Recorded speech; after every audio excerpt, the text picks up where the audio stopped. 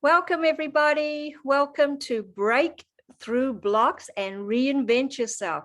This is a jumpstart platform for women 40 plus who would love to get clarity, take the next steps, and reinvent themselves. I'm your host, Mitta Wise. I'm here in Los Angeles, originally from New Zealand, and I'm an empowerment practitioner. But today we're here to talk about a wonderful speaker and friend, and her name is Pam Shriver. Welcome, Pam. Hi, Mitta. It's great to see you here, Pam. Thank you for coming on. I'm glad to be here. Sure. And Pam's summit topic today is Tidy Up Your Finances with BG5 Consulting. Oh, that's such a great topic. And I know the viewers really want to hear about it. So welcome, welcome. And let me tell you a little bit about Pam. Pam helps people tidy up and organize their finances so they can better understand what their numbers are saying about their lives. She helps them troubleshoot any money stories for incongruencies that conflict with their authentic self. This generally brings an ability to feel more relaxed, calm, and empowered around making all types of future decisions. When Pam discovered Human Design's BG5 Consulting, it revolutionized the process for uncovering the underlying concerns people were experiencing. It saves energy, time, and resources, and it's allowed her clients to get unstuck and get back to what they love to do. I love that, Pam. Thank you. So, Pam, tell us a little bit more about your story, your background, how you got here, that kind of stuff. Okay, well, I've always been a numbers person. And when I first started in business, I became a certified public accountant. So I worked with a lot of different companies, a lot of individuals, a lot of people that had a lot of trouble with their cash flow. And yeah, it seemed like, I learned a lot of things in traditional business. And then there was always like something like that white elephant in the room that nobody really knew what was going on. So, I tend to be a little heretical, so I would point things out, and they're more the intangible things like, and I know this, didn't I notice that? And after many years of doing this, I've worked. I've started working for myself, but I've worked for other companies, did a lot of consulting. And I was always overdoing, and I always wanted to understand why, was I so, exhausted when I got home from work, and why did I have certain issues with certain relationships, and I saw this with other people too. So back in the early 2000s, which just sounds like a long time ago, I came across Human Design, and and I started kind of studying that, and then I was very fortunate to meet the person that information came through. And there is a business side to Human Design, and that's called BG5 Consulting and kind of engineering. And after many years of consulting and doing all sorts of things with people's money and numbers, I was like, oh my God, this is like the missing link.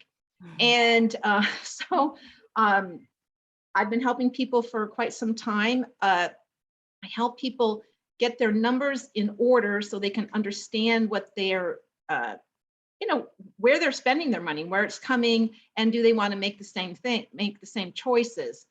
Sometimes it's very scary for people to look at their numbers, but what the Human Design and BG5 Consulting does is really show us at kind of really down to the DNA level, what in the world is going on and why they may or may not be happy at their work, not successful at their work, have issues with different types of people. So that's a lot of information in a short period of time.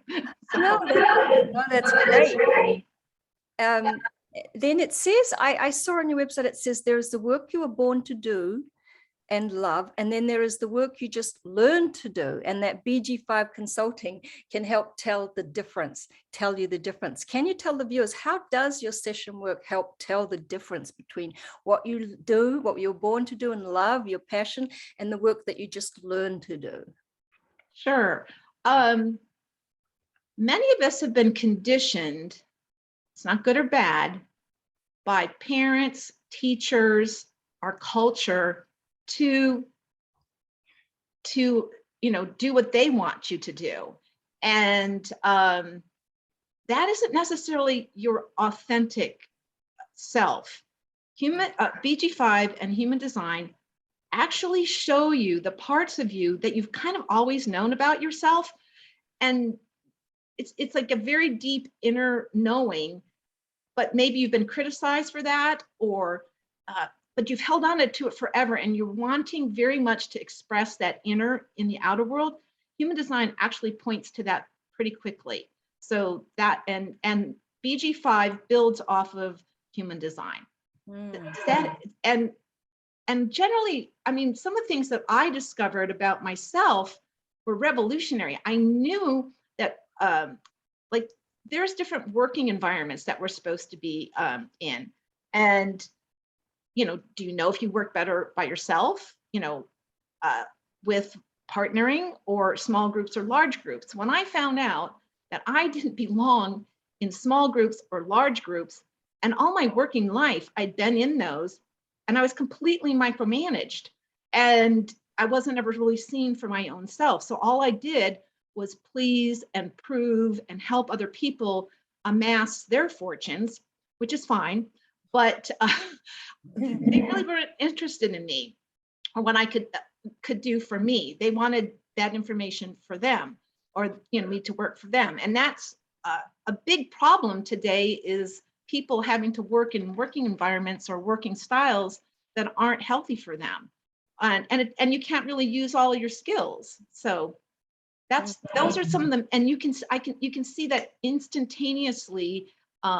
We have a computer software program that shows those types of things, and it takes some interpretation. You can see this stuff, but it's like looking at an astrology chart, which I still don't understand, but it's part of things. But it's very quick to see those differences, and they're very, very unique to you. And it usually just brings such a peace to people, like, I've always known that, but now I can, kind of claim it, type of a thing. I love that. And it's so important for people to find out sort of where they can thrive the best, right? Yeah, and where they can excel, what skills they can use and what types of environments. They're not necessarily transitional from one place to another, and that can be very confusing. It's like, wow, I can do this here, but why can't I do it in this other place? And a lot of times people leave jobs thinking it's, the location. It generally has to do with the size of people, the groups they're working with, or some of the people they're working with. I mean, it's not just always bad. It's just that you want jumping from job to job to job, and you're still kind of in that same kind of a working team group. I'm never a team player. And, you can't say that publicly without people saying, we can't have you here if you're not a team player. So, but if you realize you're not a team player, you can understand how to work in and around teams and maybe make some suggestions. And it just brings a lot of, understanding and clarity to yourself. Great. And do you work with women in midlife and above? And is there a common theme that you find amongst them, or common challenges or accomplishments that you find with this wonderful group of women? Yes, I work with a lot of women in midlife. That many have children. They're juggling usually getting kids to school, or even teenage years and older, as well as usually they want to have some sort of a small business for themselves so they can express their own creativity. And that takes a lot to do. And carving out that time is really, I mean, I find women are really, really adept at finances. They just need a bit of, because they've been managing that, like a household, or even if they don't have children, their entire lives. But if you can put some structure around it, it can help them understand like, this, that, and the other. I also work with, a lot of people that have been through divorce, and this gives them a platform how to handle themselves in a courtroom situation. They can have confidence, they can feel empowered about their numbers, and just a little bit of education. We're not really highly educated at any level about finances, sadly. Sadly. Right. All those are so important. Can you say a little bit more about tracking numbers? Sure.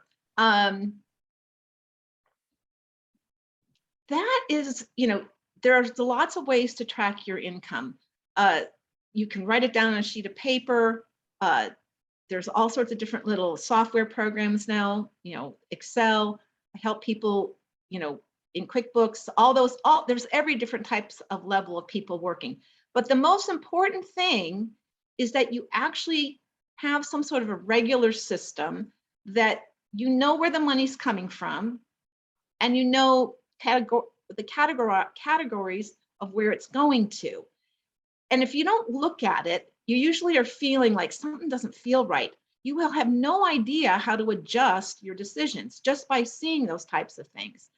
A lot of people, again, were conditioned to do like what their parents or grandparents or did, and that isn't necessarily the way that they would benefit from tracking their income, tracking their numbers.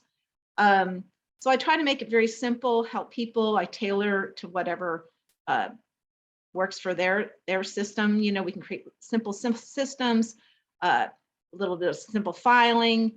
And what that does is it brings down such an anxiety level of like, I know I should be doing this, but I have no idea what I'm doing, Right. So it's really important, even on whatever level there is, and to very sophisticated levels of tracking.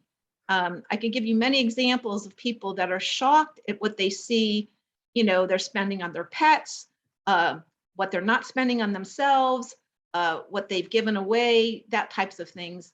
And it's just about, becoming more conscious about your choices. And I want to say that women really are some of the top, users of money. And by making the right decisions, we can actually make a lot of changes in this world. And we are doing that as well. I love that. Yeah. So I look at all the things that you do, Pam, and I'm familiar with some of them, and I've known you for a while.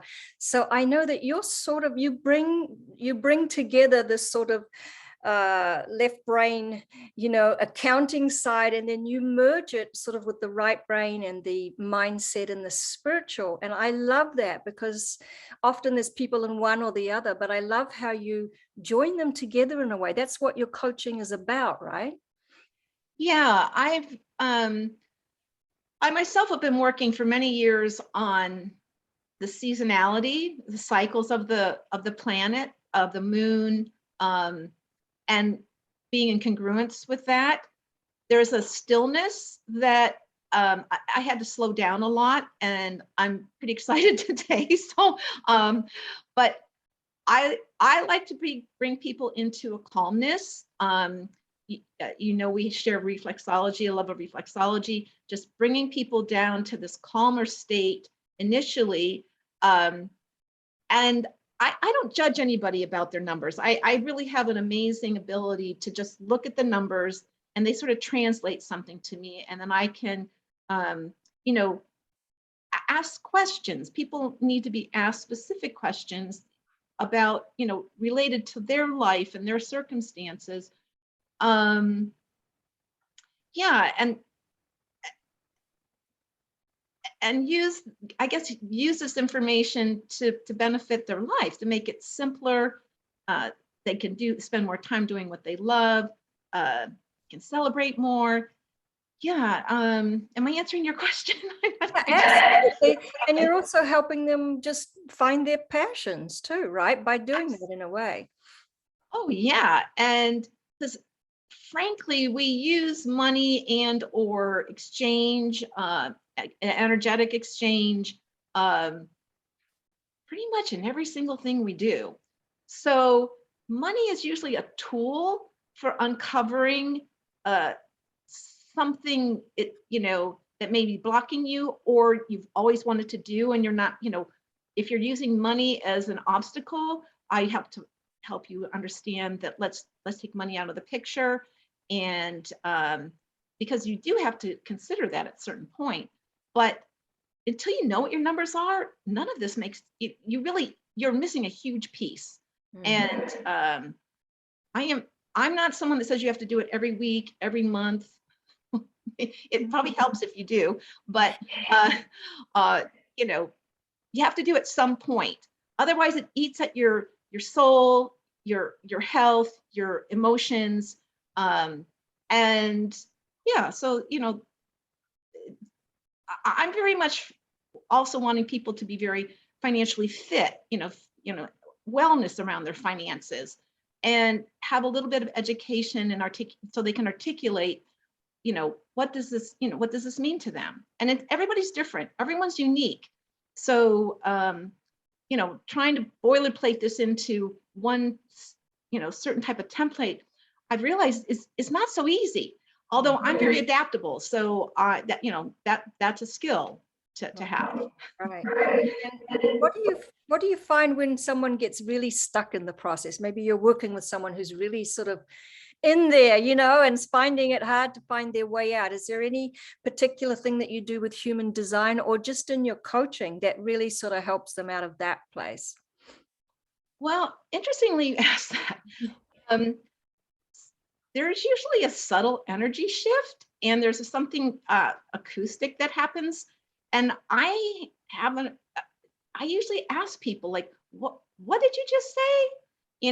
And or many times I'll go into a place, and like there's a closet, like I have them show me around the place, and I'll see something like a closet that's full of mess, and I'm like, what's going on here?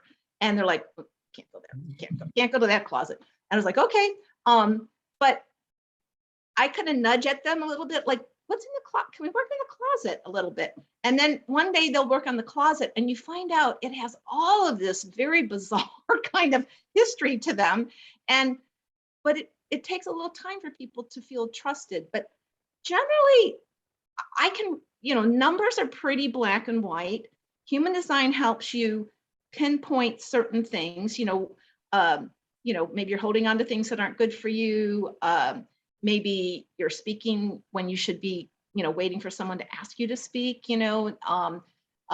Maybe you're very emotionally triggered by people and you don't understand why. All of those types of things, seem to present themselves, and I feel very fortunate that maybe I can help people to kind of sort that out. And yeah, I mean, I'll just say I have a client that has, in remission from a serious cancer, couldn't look at their medical bills, right? And now they're handling, they just couldn't even look at them for several years. And now they're actually having dialogues with the medical company about certain things. So, some things take time. And even though most of us know what those issues are, we haven't had the opportunity to maybe talk through with someone like myself, or, just to bring it up. And, some things take time. Some things are very quick. It just depends. Great. Thank you for sharing that. Okay. Now, Pam, do you have any rituals that you do every day that could possibly help the viewers with their daily habits, whether it could be spiritual, it could be relating to money, it could be any of, or mindset rituals, or exercise rituals, anything that you do mostly on a daily basis that is beneficial, that could help the viewers? On a daily basis, I actually walk. Right. And that, I usually do that at the end of the day, and that kind of lets things come down and kind of sift out. I would say that I have a little trick that I learned. It's not original to me, and it's called 5, 4, 3, 2, 1, where you use your senses. You 5 and you're breathing. Like if you're really stressed out, you talk about the 5 things you see, and you breathe after each one. The 4 things you can touch, physically touch, and you're breathing after each one. 3 things you can hear, 2 things you can smell, and 1 thing you can taste. That seems to brings you very present and into. But I do that walking. I might do that in the middle of the night, even if the mind is spinning. But I pretty much do that almost every day because I get worked up, and yeah. So I think having a bit of time in nature is so important. And I'm very fortunate. I live in Southern California, so I can get out quite frequently. Yeah, that I would say that for sure. Quiet time, stillness time, just breathing. I know we've all heard those things, but it's just the connecting it to, wow, I'm really out of sorts. What can I do? Also, Trader Joe's has a great rose water. You can spray it yourself. That's great. I love those tips. Thank you so much.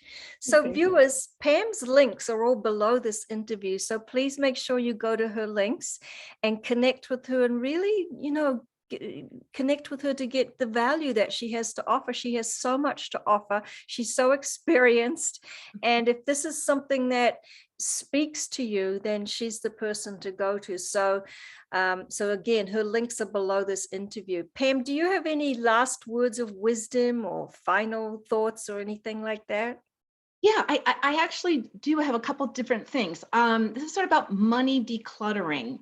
And this gets you kind of back into touching your money, your receipts, whatever. Look at the space that you might be working in when you're actually doing your numbers. Is it appealing? Is it stressful? Is it in your bed? It can be any of those places, but is it actually, do you have the right tools? And also look at your wallet. Is it old? Is it full of all sorts of stuff? I would, take the time to pull that out, look for something potentially new so you can have a fresh start, something you really like. And yeah, because once in a while, those types of things need to be refreshed. Put your money in order, if you're using money still. Yeah, I would say those things. Look at your surroundings, and because if it's too cluttered, it may be too overwhelming for both of those types of things. And protect your receipts, those types of things. It does make a difference. There's a respect for money that you might even feel as, oh, I'm so angry every time I do something. You're like, why am I doing that? And you have to kind of look underneath that. But anyways, those are my 2 kind of last little easy tips well, I shouldn't say easy, they're tips. Things for us to do. I love it, Pam. Thank you so much. And I know that it's such a valuable niche that you're in, and people can learn so much from you. So thank you. We're going to wrap this up for today. We have been talking with Pam Shriver, and Pam is an accountant and a human design consultant. And I'm Mitta Wise, and that's it for today. Don't forget to go to Pam's sites and connect with her. Bye, everybody. Thank you so much, Pam. Thank you, Mitta. Bye. Bye, everybody.